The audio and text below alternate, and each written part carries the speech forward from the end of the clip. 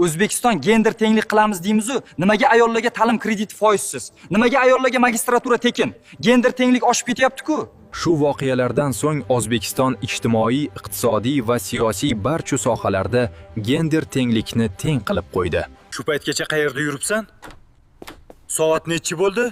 Kimdan ruxsat so'rading? Gender tenglik xo'jayinlik qilmang. Dadasi, kecha men ovqat qiluvdim. Bugun sizni navbatingiz.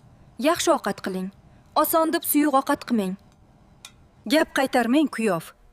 Tarbiya ko'rmaganmisiz? Oyiz to'ydan oldin qaynonangga gap qaytarma deb aytmaganlarmi? Yo'q, kerak emas. Voy, xayriyat tush ekan. Mana azizlar, O'zbekistonda gender tenglik bo'lsa qanday ahvolda bo'ladi? Ayollarga foizsiz ta'lim krediti, magistratura tekinligi bu ayollarga emas, balki erkaklarga yengillik. Chunki ular kimnidir qizi, opasi, singlisi yoki kimningdir ayolidir.